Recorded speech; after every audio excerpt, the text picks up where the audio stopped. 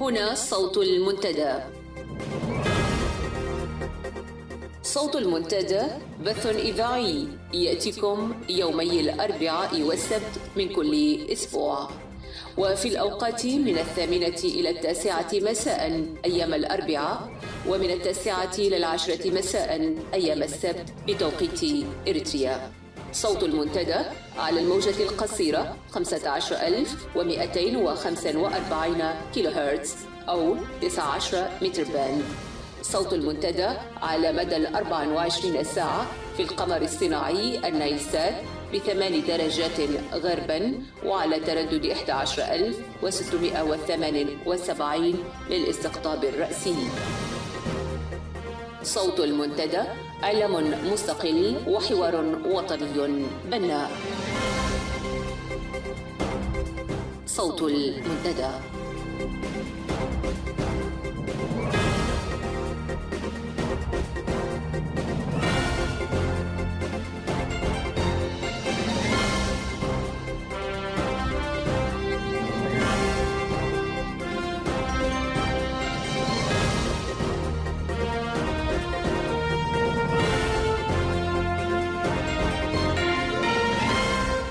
المستمعون والمستمعات داخل الوطن وخارجه، السلام عليكم ورحمة الله.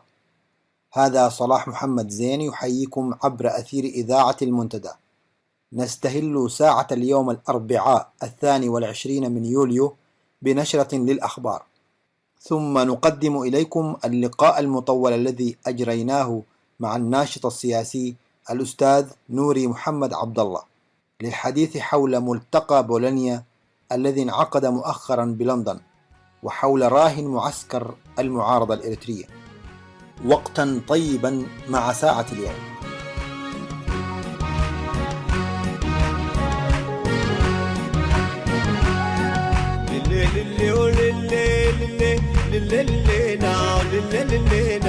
مدردي بدي أفض عارفين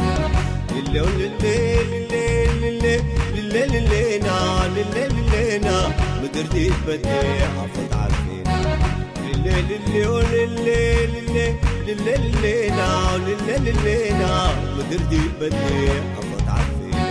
كررت اللفلو شباب عدنا، كررت اللفلو شباب عدنا، كررت اللفلو جلاب حانا. نتعب بعدنا تدلاكنا لتعمر جرادينا، نتعب بعدنا تدلاكنا لتعمر جرادينا. كررت اللفلو شباب عدنا، كررت اللفلو شباب عدنا، كررت اللفلو جلاب حانا. نتعب بعدنا تدلاكنا لتعمر جرادينا، نتعب بعدنا تدلاكنا لتعمر جرادينا.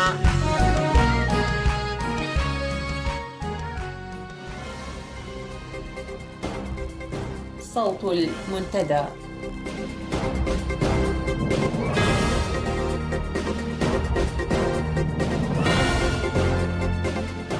هروب جماعي لمنتسبي الدفعة 29 يمان قبر آب يجتمع بقادة المعارضة الإثيوبية بالعاصمة أسمرة.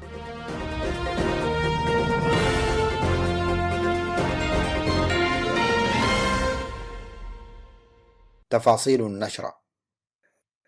تقرر بأمر مباشر من الرئيس أفورقي أن تبدأ الدفعات المتخرجة من معاهد فيلاجو التقني ودندن للدراسات الإدارية ومعهد حقات الزراعي في الانخراط في العمل الجماعي أو التطوعي كما تصر عصابة الهجدف على تسميته. هذا وسيبدأ برنامج العمل في الأول من أغسطس المقبل في مجالات ليست ذات صلة بمجال المتخرجين، حيث تقرر أن يقوموا بأعمال يدوية في مشروع فورتو ساوا وسد عدهالو لفترة لم يعلن عن مداها حتى الآن. هذا القرار أصاب الطلاب المتخرجين وذويهم بحالة من الإحباط، إذ أن توقعاتهم كانت في اتجاه أن يتم تعيينهم في وظائف تتناسب وتخصصاتهم. ويذكر أن 3 دفعات قد تم تخريجها في 27 من شهر يونيو الفائت.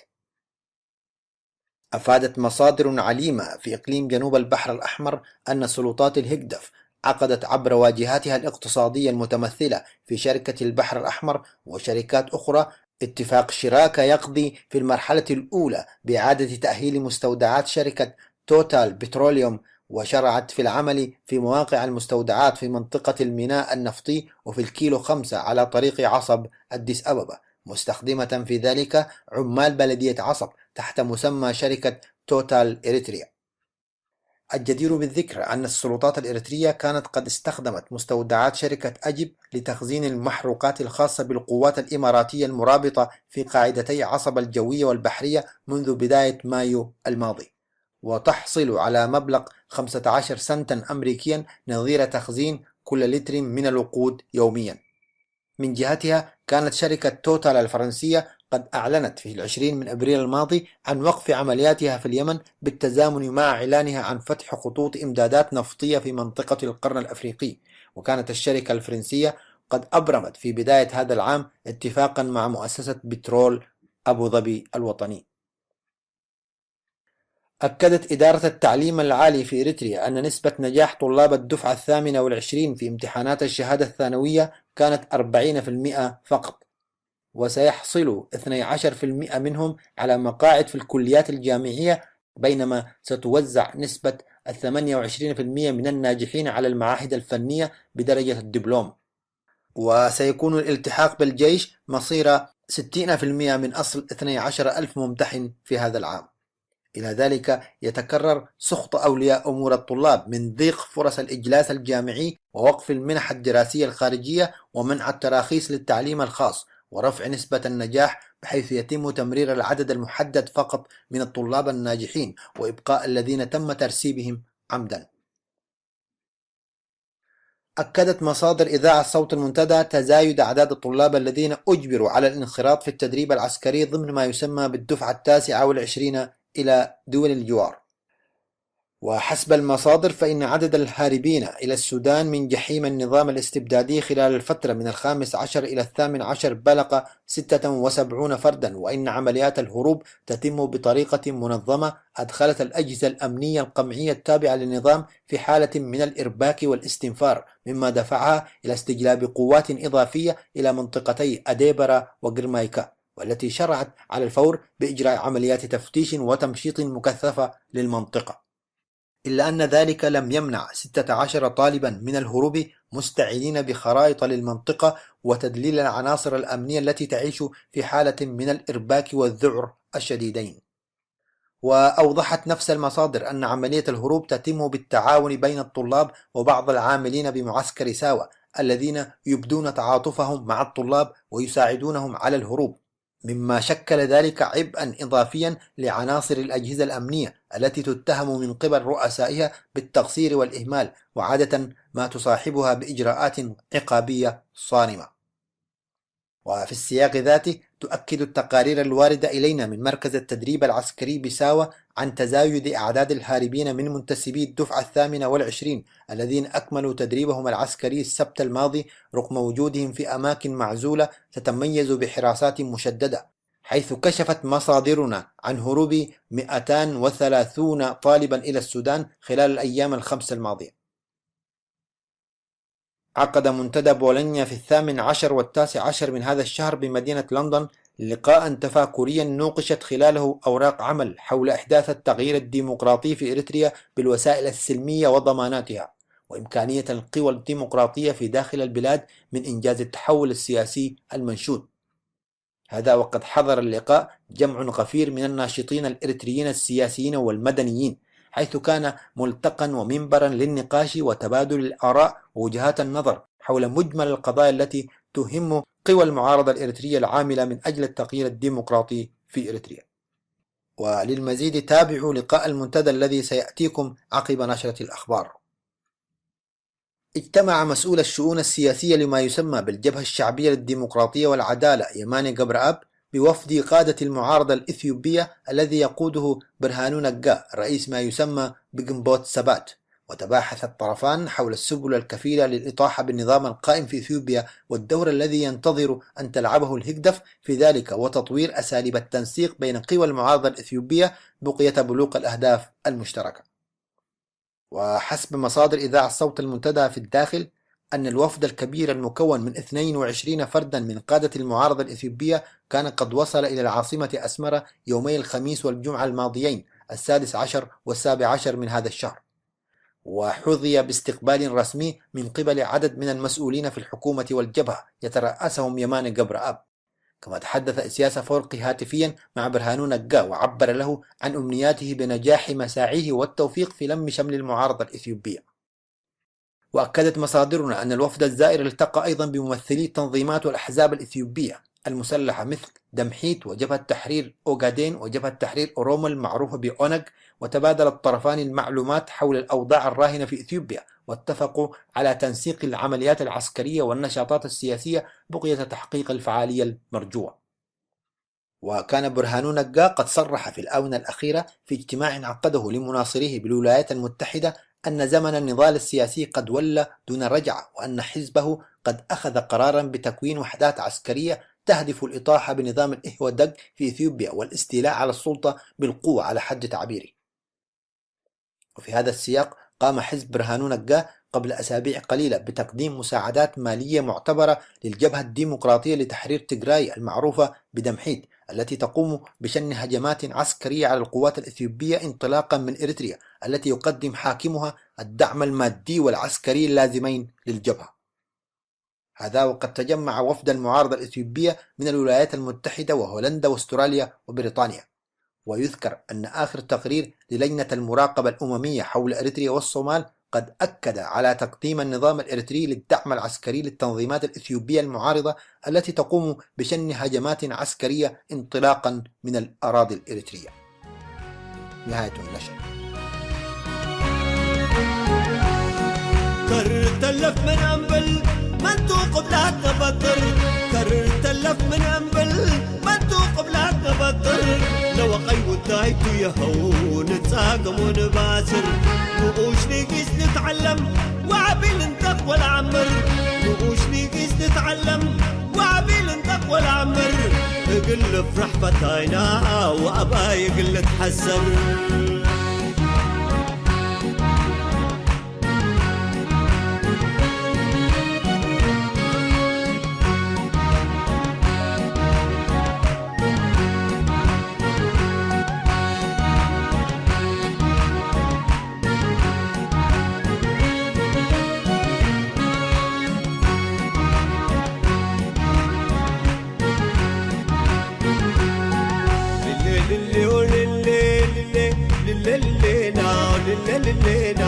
مدردي بدي أفوت عفينا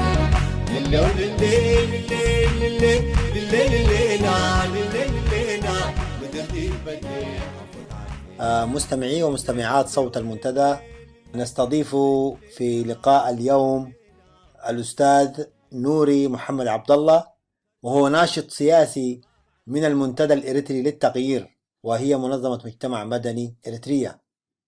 وسنسلط الضوء في المحور الأول لهذا اللقاء على الملتقى الذي انعقد يومي 18 و19 من يوليو في العاصمة البريطانية لندن. مرحبا بك أستاذ نوري في لقاء المنتدى. أهلا وسهلا الأخ صلاح محمد الزين، وأنا أيضا أشكرك لإتاحة هذه الفرصة وحييك، يعني حيي دور إذاعة صوت المنتدى الإريتريان. شكرا. كما ذكرت في المقدمة، انعقد ملتقى سياسي إريتري في نهاية الأسبوع الماضي السبت والأحد 18 و19 باسم بولونيا لندن. فأولا هذا الاسم ربط مدينتين، ثم من هي الجهة المنظمة والداعية وما هو الهدف من هذا الملتقى؟ تفضل. أيوة، هذا بولونيا لندن طبعا مركب من اسمين كما ذكرت، وهو الحقيقة المركز الأساسي لهذا المنتدى هو بولونيا، لكن لتوسيع المشاركة ولتعميم الفائدة تقرر هذه السنة أن يكون في عدة محاور أو في عدة بلدان منها لندن يعني، فبالتالي هو تابع للمركز الرئيسي بولونيا، لذلك سمي بولونيا لندن يعني. نعم. وهذه الفكرة طبعا بولونيا هي فكرة يعني صادرة من منظمات شبابية، منظمات مجتمع مدني. وهذه الفكرة هي لإيجاد ملتقى أو لإيجاد مساحة حرة للإريتريين للتحاور والتفاكر والنقاش، وهي بدأت زي ما قلت لإتاحة الفرصة لكل الإريتريين على أساس تكون في مشاركات لهم يعني. وهي بمبادرة زي ما قلت يمكن من أكثر من 10 منظمات مجتمع مدني، ويمكن في قوة سياسية معها برضو. طيب لفائدة المستمع وخلفية، أول ملتقى عقد في بولونيا كان في 2013 في الفترة من 30 أغسطس إلى الفاتح من سبتمبر. ده كان أول لقاء وأول ملتقى، فيبدو كان سنويا يعقد هذا الملتقى في مدينة بولونيا الإيطالية، صحيح؟ يا صحيح. نعم، تفضل. فأيوة كان يعقد هو طبعا في بولونيا، باعتبار هو بولونيا طبعا كان هو حتى في الأخير طبعا أخذت الجبهة الشعبية، لكن هو كان بمبادرة شعبية، فبالتالي الناس أرادت أن تعيد الفكرة ذاتها لأساسها، يعني تعيدها للشعب.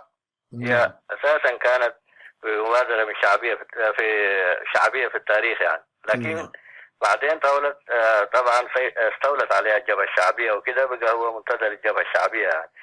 فبالتالي الآن هذيل الشباب يمكن اختاروها لرمزيتها وكده بولونيا كمنطقة، لكن ما حتى نحن ما كان في خلاف انه المكان بقدر ما كان يهمنا هو الأهداف بتاعت بولونيا. وأهداف بولونيا طبعا هي يعني نحن بالذات في المنتدى الإريتري للتغيير هي يعني تتناسب مع الأهداف بتاعتنا، تتطابق مع الأهداف بتاعتنا، فبالتالي نحن أدينا دعمنا للفكرة يعني. ما هي هذه الأهداف لو بإيجاز؟ ما هي أهم هذه الأهداف؟ الأهداف هي يمكن 3 أهداف. نعم. واحد طبعا هو تقوية ودعم والتغيير من الداخل يعني. نعم. انه لاحظنا احنا في قوى المعارضة طبعا والعمل المعارض في الخارج يكاد يكون معدوم يعني الاتصال بالداخل يعني. نعم. فبالتالي معروف يعني انه طبعا مركز التغيير، نحن نؤمن انه مركز التغيير هو من الداخل، فبالتالي رأينا انه ضرورة يكون في رابط ما بالقوى والتغيير في الداخل يعني. نعم. اللي عندها مصلحة في التغيير يعني. صحيح. فبالتالي تقوية ودعم القوى والتغيير في الداخل ده واحد من الأهداف بتاعه. نعم. الثاني هو تعزيز دور القيادي للشباب والمرأة، برضو ده في غياب للشباب والمرأة في قوى المعارضة يعني. نعم. وبالتالي تعزيز هذا الدور القيادي للمرأة والشباب في عملية التغيير. نعم. الهدف الثالث هو العمل على إشراك الغالبية السامتة يعني، اللي هي ذات بعيدة من العمل النضالي يعني. فهذه الأهداف ال3 أو المشاريع ال3 اللي بيشتغل فيها هذا المنتدى يعني. جيد. إذن الآن نأتي إلى من هي الجهة التي نظمت هذا الملتقى باعتباره ملتقى إريتري سياسي؟ فمن الجهة التي دعت ومن الناس اللي حضروا؟ ما هو زي ما قلت لك المنتدى هذا يتكون من عدة منظمات مجتمع مدني وقوى سياسية يعني. اللي هو مثلا في 3 منظمات شبابية اللي هو EUICS، في بعدين سدري، في بعد ذاك حتى المدرخ موجودين طبعا كجزء منظم بعد ذاك في المنتدى وغيره يعني. أكثر من 10 منظمات مجتمع مدني، دي هي الجهة المنظمة والمكونة لهذا المنتدى يعني.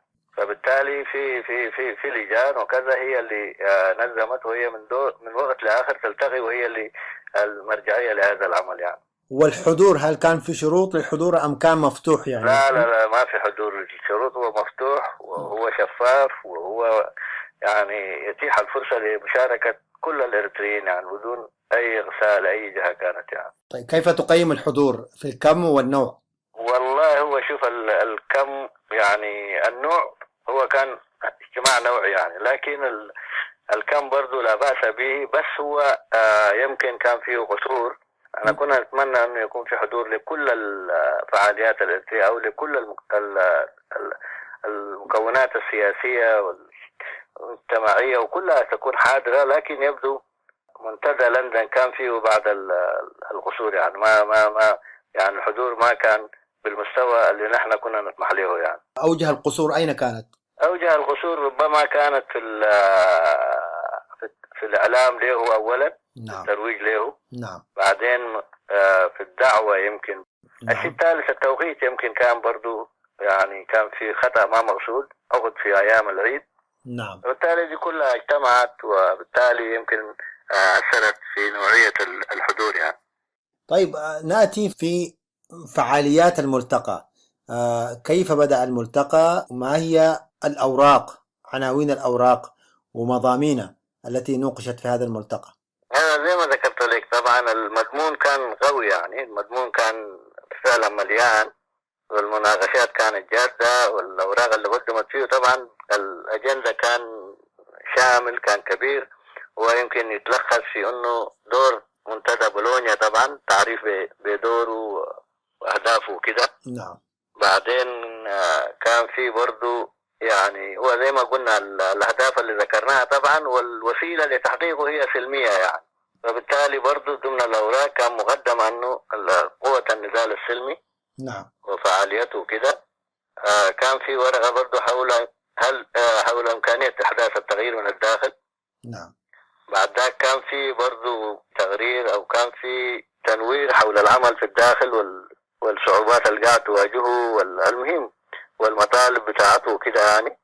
نعم. بعد ذلك كان في يعني برضو دور المنظمات الحقوقية اللي في مؤتمر جنيف يعني. نعم. والقرارات اللي تمخدت والفعاليات اللي بقت في جنيف والآن كيف ممكن الناس تدعمها وكده يعني. نعم. كان في تقرير شامل. بعدين كان في حلقة للنقاش للحضور حول بانل ديسكاشن حول التغيير من الداخل وكده يعني. بعد ذلك كان في توصيات، ده اليوم الأول يعني كيف نطور الناس من الحضور يعني لتطوير منتدى بولونيا يعني. هو عقد يومين طبعا، يوم 18 و 19. التغيير من الداخل هو تكاملي. القوى السياسية اللي تساعد التغيير والتي تتواجد في الخارج تكمل لمن هم يعني. نعم تكمل لمن هم يعملون وتسند من هم يعملون في الداخل من أجل التغيير. أكيد هناك من يسهرون ليل من أجل إحداث التغيير في الداخل لا شك، وأثبتت كل الأيام والأحداث ذلك، والمعتقلات والسجون والضحايا والاغتيالات شاهد يعني هناك حراك. ما أود مناقشته والحديث فيه الآن ما هي آليات التغيير السلمي عندما تتحدث قوى معارضة في الخارج بأن وسيلتها هي التغيير السلمي فقط. فما هي الآليات التي تراها هي ناجعة؟ نظام بهذا الشكل يمارس القمع وقبضة حديدية، يستخدم البندقية والسجن. فعندما تقول تغيير سلمي ما هي آلياتك؟ هو شوف يعني التغيير السلمي طبعا آلياته هو التوعية والتنظيم والتضييق على النظام في الخارج يعني.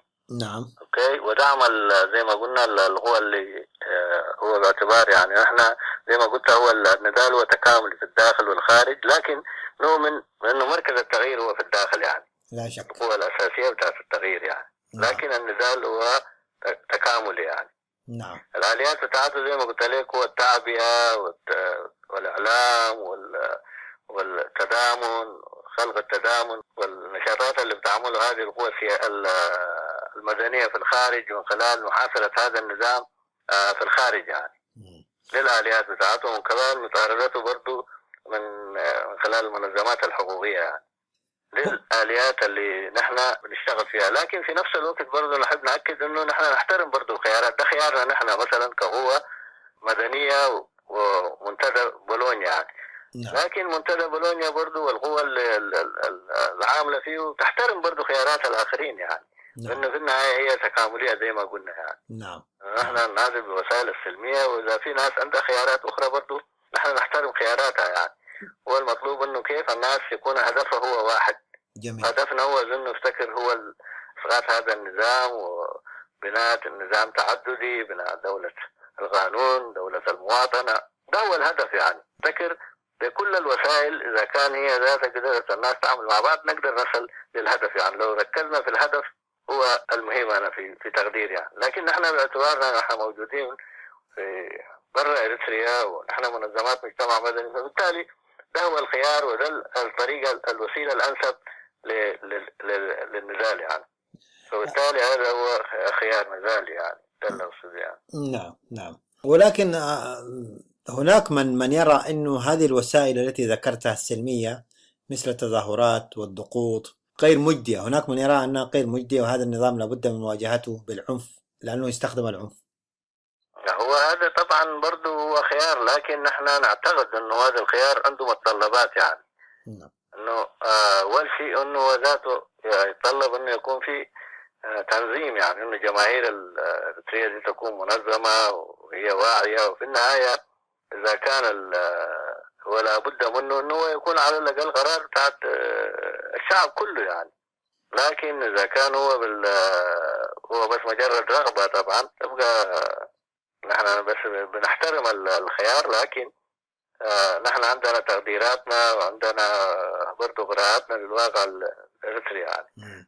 اكيد دي طبعا ارتبطت برضه بالثقافه بتاعت الشعب طبعا الاريتري وكذا، ونزالنا والمقاومه اللي عملناها وكذا. فالمساله بتاعت الكلام بتاعت انه والله نحن نقول النزال السلمي وكذا طبعا مرتبطه برضه بالواقع بتاعت الناس وتقديراتهم.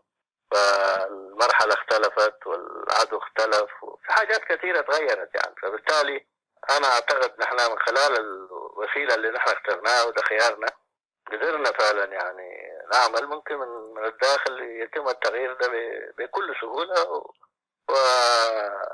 ويبقى برضو إنه الناس النتائج بتاعته أسهل والتكاليف بتاعته أسهل بالتأكيد يعني. صح. نعم. الكلفة البشرية وكلفة في الأرواح أقل. كلها نعم. يعني أسهل، ونقدر نصل بأسهل طريقة للتغيير أو للأهداف اللي نحن عايزينها. لا شك لا شك. الحرب هو خيار طبعا، خيار المضطر، والعنف هو خيار المضطر يعني. فأكيد إذا جاء التغيير سلميا فهذا حتى حملة السلاح هم إذا جاء التغيير سلميا فلن يرفضوه على ما أعتقد. طيب، هناك شعار يحمل منتدى بولونيا منذ أول انعقاد له اللي هو كما ذكرنا في 2013 في نهاية أغسطس إلى بداية سبتمبر.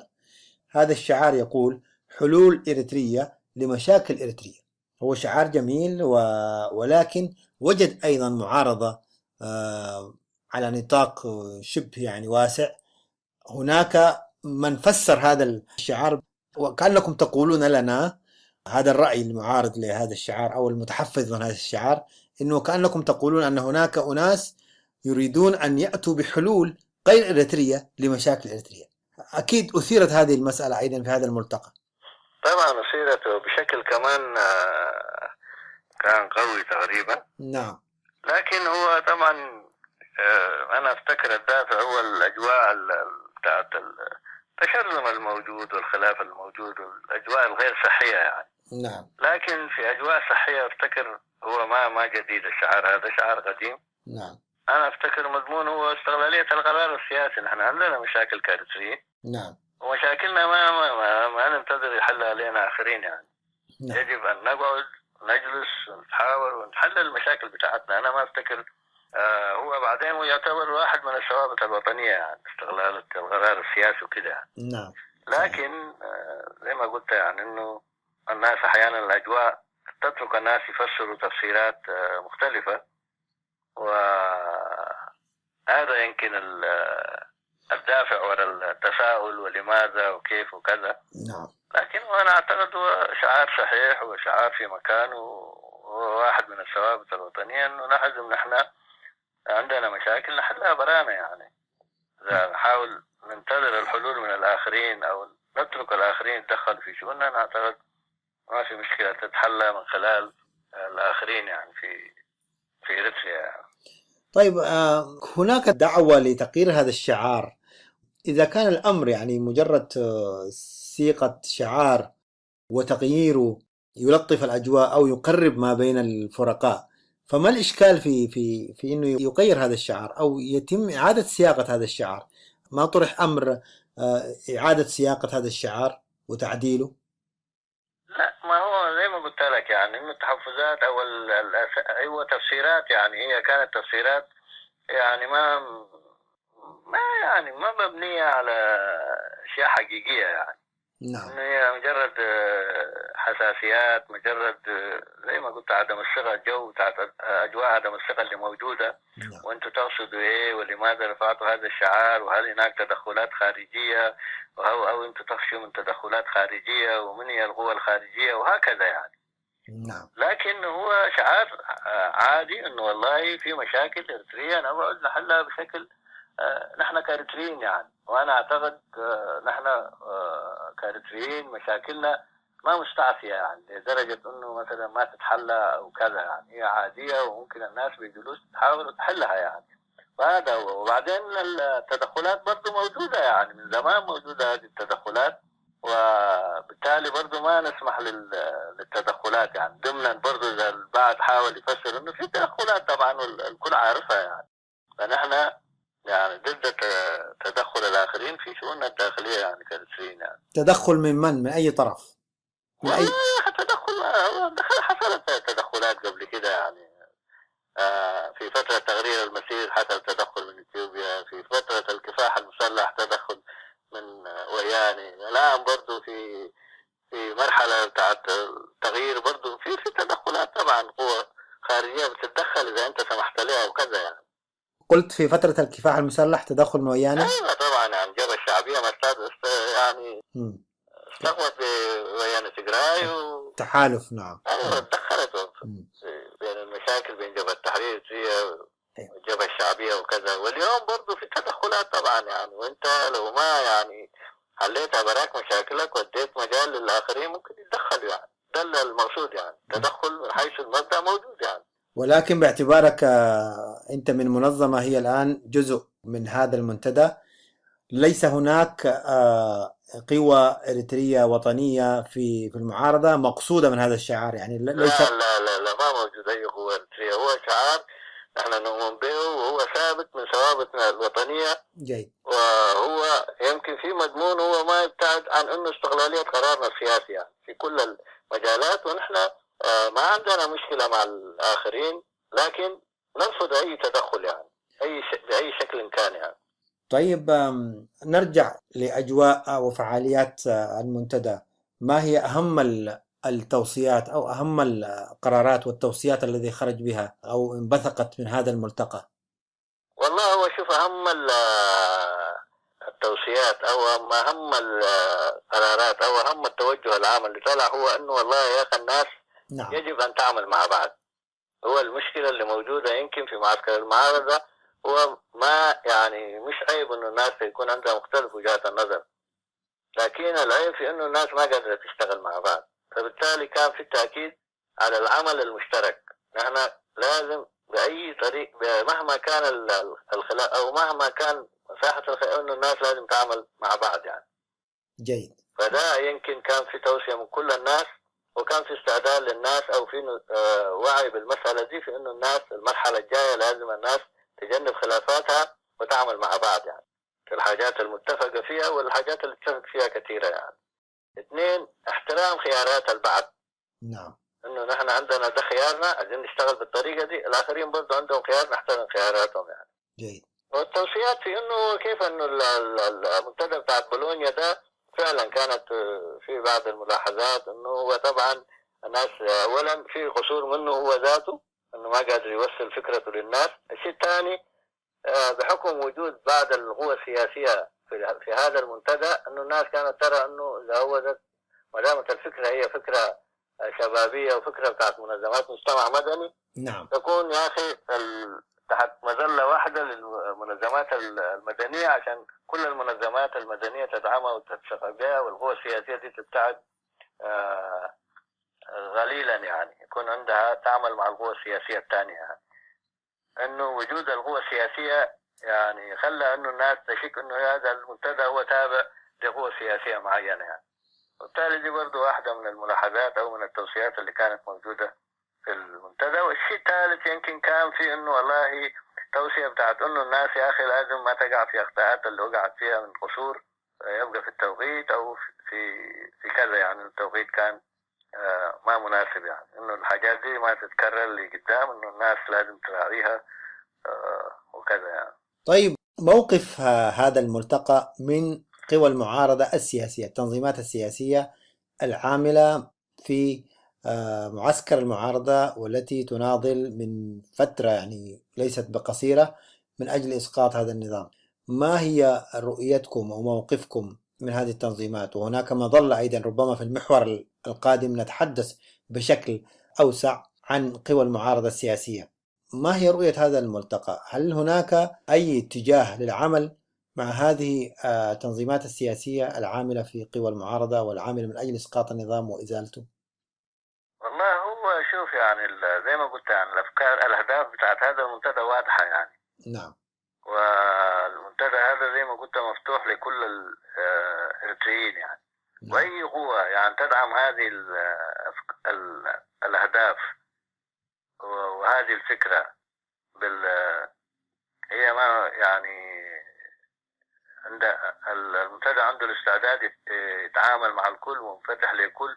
نعم. ويعمل مع الآخرين ويؤمن الآن بالذات يعني إذا كان الناس ما قدرت تعمل مع بعض طبعا احنا ما حنقدر نحقق الهدف بتاع التغيير يعني. فبالتالي هو ما عنده اسمه يعني هو مفتوح وما عنده تحفظ على أي قوة.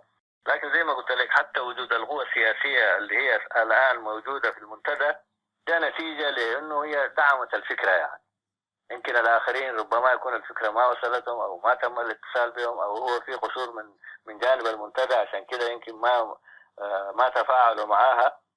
لكن هذا المنتدى هو مفتوح وهو يحترم خيارات زي ما قلت كل الإريتريين وعنده الاستعداد يعمل مع كل الإريتريين يعني. إذا تم دعوة هذا المنتدى أو هذا الملتقى أو هذه مكونات هذا الجسم أو هذا الملتقى، إذا تم دعوته لمؤتمر لقوى المعارضة في إثيوبيا تحديدا، هل سيلبي ويحضر؟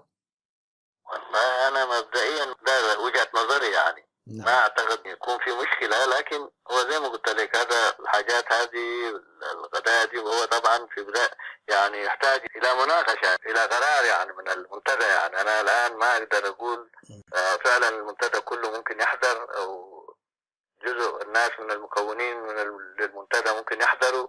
زي ما قلت يعني إنه الآن أنت عارف يعني معسكر المعارضة وبالذات المؤتمر وما حوله والإشكاليات اللي قاعد تواجهه سنتحدث في مشاكل يعني في صفوف المعارضة يعني. نعم، سنتحدث عنها في المحور القادم. أيوة. فالآن قبل أن نختم هذا المحور، إذا كان هناك شيء أهم ما نوقش في الملتقى.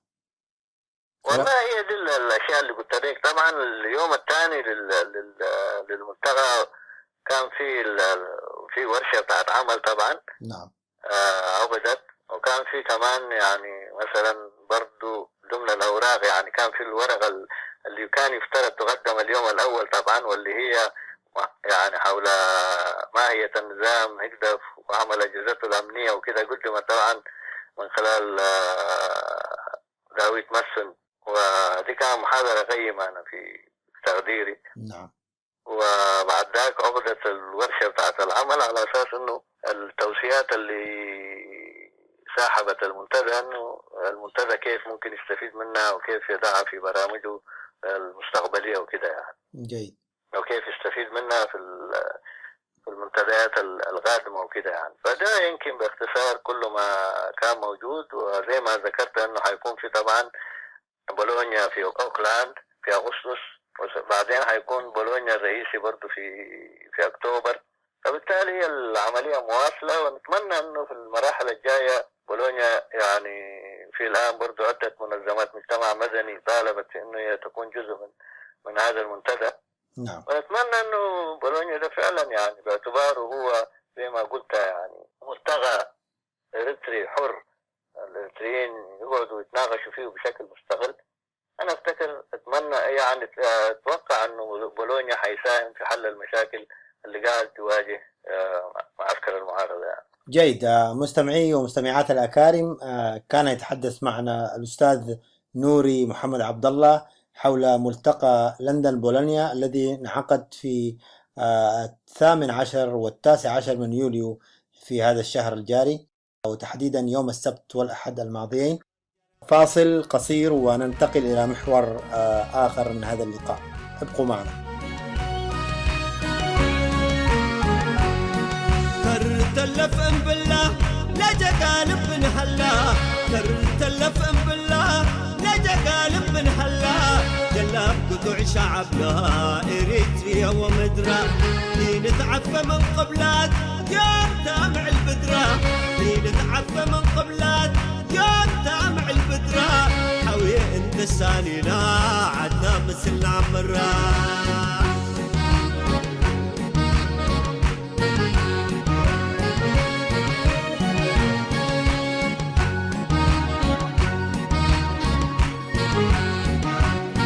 كرت لبيناها أباي من عدق النفر، كرت لبيناها أباي من عدق النفر، وكرت لبيناها عدنا قلنا حرر، ويوم يبل كرتلف شابنا سنق المنبر، ويوم يبل كرتلف شابنا سنق المنبر، وحانا بادق النزاع ولا جعد بالأغمل، أباي نو سكينا قوما توري سمع، أباي نو سكينا قوما توري سمع، كم محيا يتهدن شلع حلا وقمع، وحدة جديدة حد نقمل ياهو أباي نفرح، وحدة جديدة حد نقمل ياهو أباي نفرح، قلنا دحين قبيلنا ياهو قوماتنا نرتاح.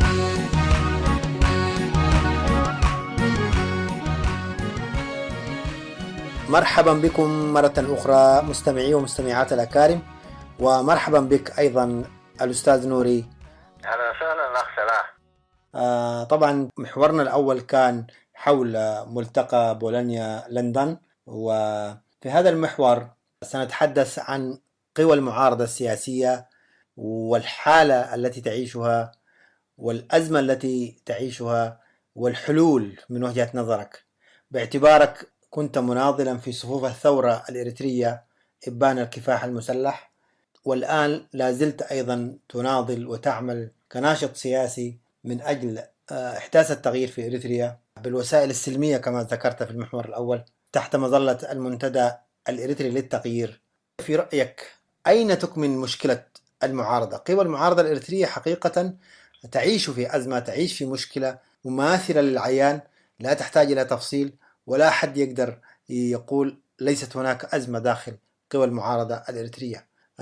وهذا للحقيقة ليس في قوى المعارضة السياسية كتنظيمات، إنما أيضا في منظمات المجتمع المدني هناك إشكال، نكون منصفين، ليس فقط في قوى المعارضة السياسية، ولكن قوى المعارضة السياسية باعتبارها هي التي تتصدر وتصدرت وبدأت النضال من أجل تغيير النظام.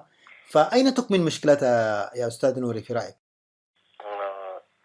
سؤال جيد جدا، يعني الجواب فيه طبعا ما سهل، يعني انه فعلا مشكلة كبيرة وعميقة، لكن اعتقد المشكلة بتاعت المعارضة الإريترية تكمن في انه هي ذاتها ما قادرة تشتغل مع بعض. لماذا؟ ما قادرة تشتغل مع بعض على اساس انه اولا في يعني أجندات مختلفة، في أولويات مختلفة، فبالتالي هي يعني بعيدة عن زي ما تقول يعني من القضايا الأساسية واللي هي الأولوية الأساسية، يعني ما في تركيز، في تشتيت للجهود. لو الناس ركزت مثلا في الهدف الأساسي واللي هو إزالة هذا النظام، كان ممكن يعني إنه على الأقل تقدر تحدد الهدف، لكن إنه هو زي ما ذكرت يعني إنه في أجندات مختلفة، في أولويات مختلفة، في عدم الثقة، في إنه هي ذاتها بعيدة عن الجمهور أو عن مشاركة الجماهير، فبالتالي يعني هي يعني زي ما قلت يعني عدة أسباب، يعني عدة أسباب كثيرة يعني باختصار. ولكن تجتمع في المؤتمرات العامة تحت مسميات أو مظلات توافقت عليها، وتتفق تتواضع على برنامج، البرنامج في قمة أولوياته، البرنامج السياسي أو سميه خارطة طريق إسقاط النظام كأولوية. لكن أين الإشكال؟ يعني هنا هي متفقة على ورق، في ميدان العمل ما الذي يمنعها تعمل مع بعض؟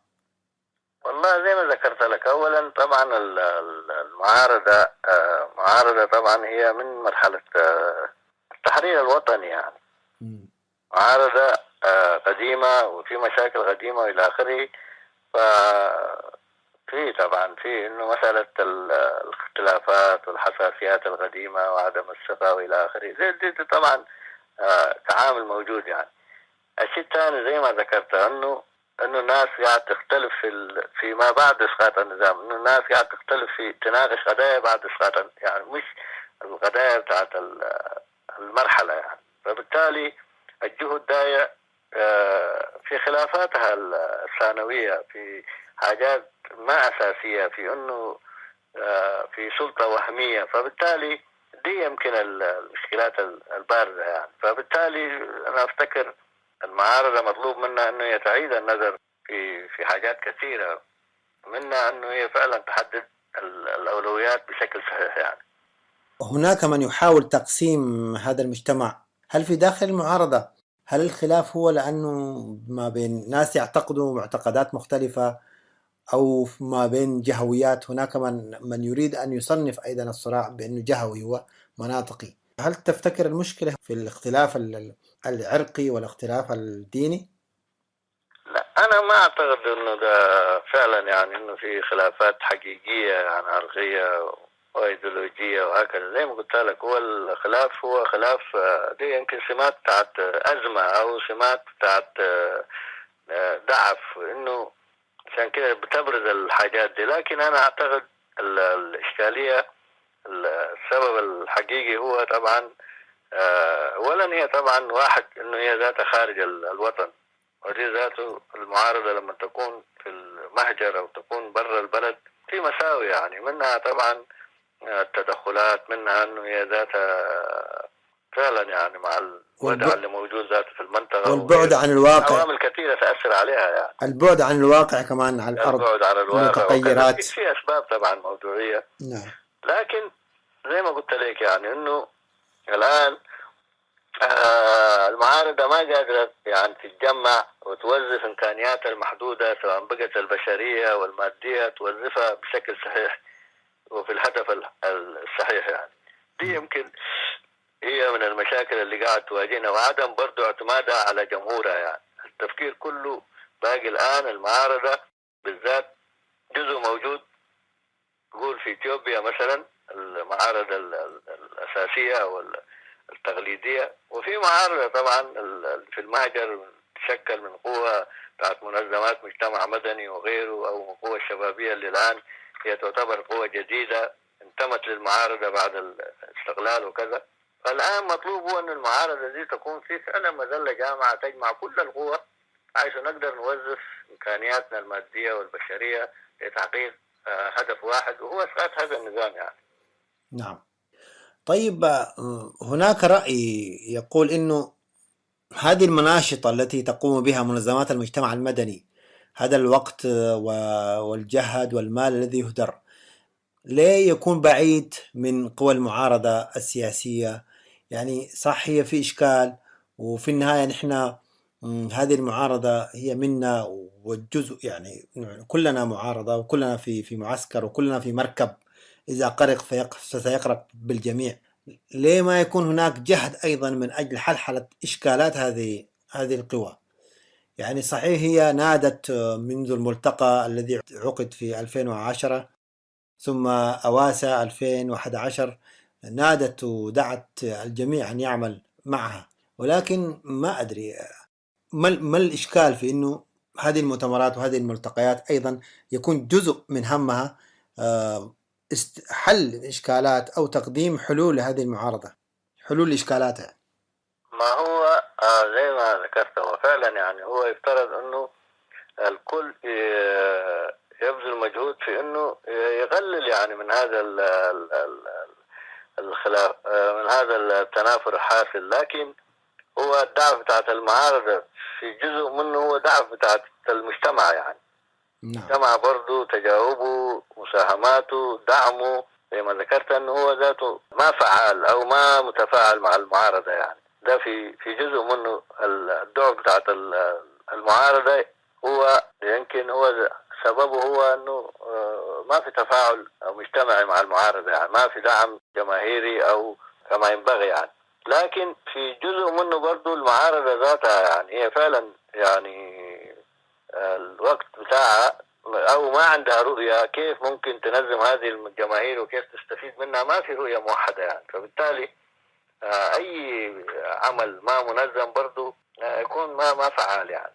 فبالتالي لو المعارضة قدرت فعلا تنظم هذه الجماهير وتديها الحرية في انه هي تتنظم وتتنظم كجماهير، وبالتالي تقوم بدعم المعارضة ويكون أنا باختصار ما في رؤية إلى الآن للمعارضة حول كيفية تنظيم مشاركة الجماهير في هذا العمل المقاوم يعني.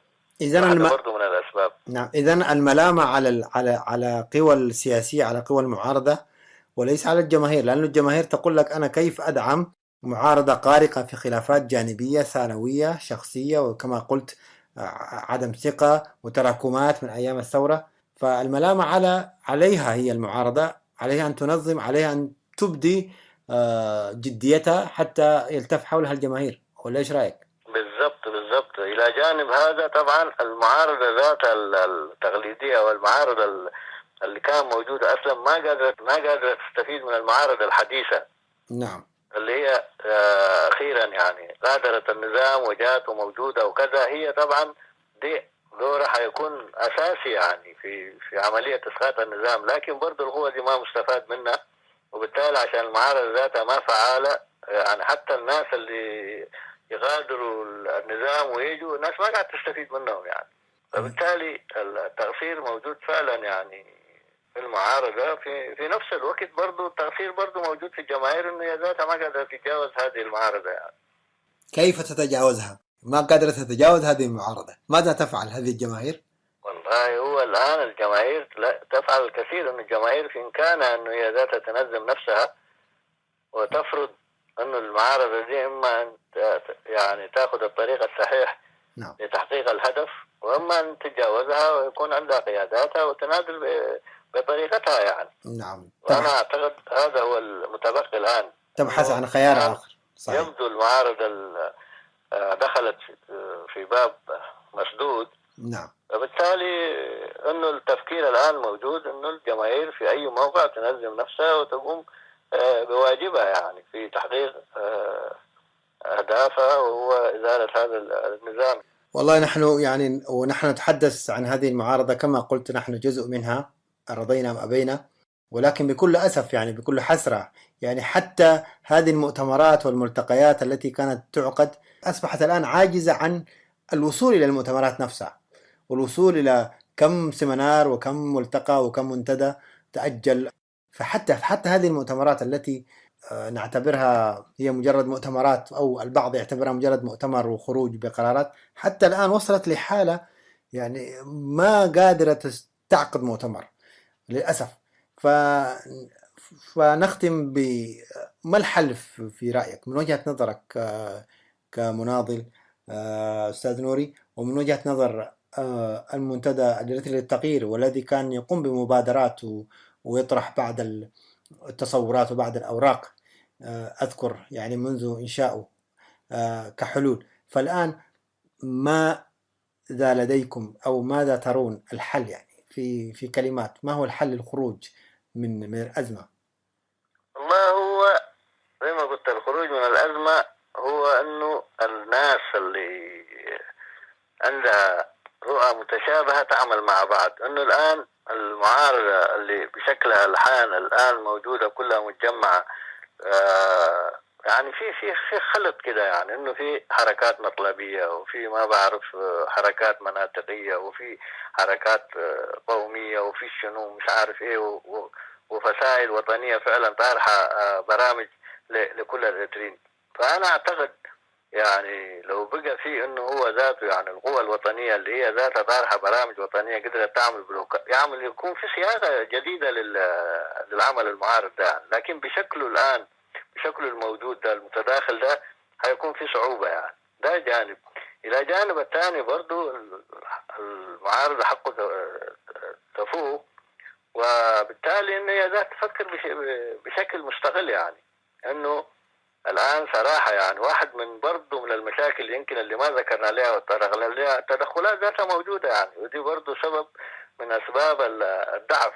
أنت لما تكون ضعيف طبعا ده يكون وضع مغري ذاته برضه للآخرين أن يتدخل في شؤونك يعني. فبالتالي أنا أعتقد المعارضة ونحن كجزء من المعارضة مطالبين أنه نراجع مسيرتنا دي ونطلع بحلول فعلا نغير فيها أسلوبنا للعمل وطريقتنا للعمل النضالي ده، ونستفيد بالذات الآن من القوى الحديثة أو المعارضة الحديثة اللي هي ذات غادرة النظام بجد، والكل مع بعض يكون في مظلة على الأقل جامعة بحيث أن الناس تقدر تعمل مع بعض وتعيد تنظيم أولوياتها وتركز في الأشياء الأساسية وما تختلف في الأسائل اللي هي أصلا في التفاصيل يعني. الآن أنا أعتقد الهدف الرئيسي الناس تجمع فيه وإسقاط هذا النظام، و يعني اتيان بالبديل اللي هو انه والله يا اخي دولة لكل الاريتريين بكل الاريتريين، دولة بتاعت مواطنة وناس تركز في هدف رئيسي وتتحرك. انا اعتقد هو ده، وخاصة الشباب يعني انه الان لو الناس ادت الفرصة فعلا زي ما ذكر في الاهداف بتاعت بولونيا انه يكون في دور قيادي ومشاركة للشباب والمرأة والقوى اللي هي ذاتها تقدر تعمل. نعم. الناس تعطيها فرصة، أنا أعتقد نقدر نصل للهدف. لكن الآن نحن قاعدين ندور حول نفسنا، بالتالي ودليل إنه ذاته الكلام اللي أنا قاعد أقوله إنه حتى النظام ذاته ما منزعج يعني، إنه نحن المعارضة ذاتها يعني متكفلة بعدها بالبعد يعني. فبالتالي لازم نطلع من الحلقة الفارغة دي والناس تعيد النظر في حاجات كثيرة وتنطلق من جديد يعني. إنه ما في مكان لليأس. لكن أنا أعتقد الآن بالذات بعد الأحداث بتاعت سويسرا أنا أعتقد الآن في وعي جديد وفي حماس جديد وفي أمل جديد، وأعتقد الأيام الجاية هي نحن أعتقد مقبلين لمرحلة جديدة، وأنا أعتقد هتكون أحسن من المراحل اللي كنا موجودين فيه. وأنا أعتقد أنه هذا الشعب العظيم اللي هو أصلا خلق هذه المعجزة بتاعت الاستغلال هو قادر برضو من جديد يتجاوز هذا الضعف وهذا المعارضة الضعيفة وكذا ويكون عنده بديل. جيد نختم بهذه الأمنيات وبهذا الأمل، ولكن كمان أمنياتنا أن تكون هناك مظلة جامعة بمعنى الكلمة، لا تفرز حتى الحركات المطلبية والحركات المناطقية والقبلية، لأنه المظلة الجامعة هي جامعة ما دام هناك مشترك بيناتنا وهو هذا الوطن بخارطته الحالية وبمياهه بسمائه. فما دام كل حركة مطلبية أو حتى مناطقية تؤمن بهذا الأمر، فأنا أعتقد المظلة الجامعة تستطيع أن تحتويها. أنا معاك، أنا هذا ما معناه أن نغفيه، لكن الدور يبقى للقوى الوطنية للتنظيمات الوطنية هي تقود، ودي نحترم نحن مطالبها وتكون جزء من عملية المقاومة من عملية التغيير. ده القصد يعني عشان يكون واضح. لكن ما ممكن إنه مثلا حركات، ما هو الآن حاصل العكس، الحركات المطلبية الحركات المناطقية هي اللي قاعد دائرة تقود العمل الوطني يعني. فبالتالي هنا في الإشكالية موجودة هنا يعني. بالتالي هذه تكون موجودة وحقوقها ومطالبها مشروعة، ونحن زي ما قاعد نقول يعني إنه عايزين نرسل في النهاية إنه ده الحاصل هو نتيجة للممارسات تحت النظام يعني خلق هذا الوضع يعني. لكن كل ما هو المشكلة الأساسية المشكلة الكبيرة تتحلت، المشاكل الصغيرة برضه حتتحل ضمنا. ده القصد يعني. لا شك توضيح مشروع أيضا. ونختم معك ونشكرك جزيل الشكر على هذا اللقاء، وحقيقة كان لقاء يعني ثري. شكرا لك وشكرا لمستمعينا الذين بقوا معنا طوال هذه الفترة. شكرا لك كذلك أنا أشكرك وأشكر يعني وأشكر دوركم برضو في إذاعة المنتدى، وأتمنى لكم التوفيق، وإن شاء الله نلتقي في مناسبات أخرى. وشكرا. شكرا لك، في أمان الله. طيب، مرحبا، سلام. صوت المنتدى. بهذا نكون قد وصلنا وإياكم إلى نهاية ساعة اليوم. شكرا لحسن الاستماع والمتابعة، وعلى أمل اللقاء بكم مجددا في الأسبوع المقبل إن شاء الله. ابقوا بخير وعافية، وفي أمان الله.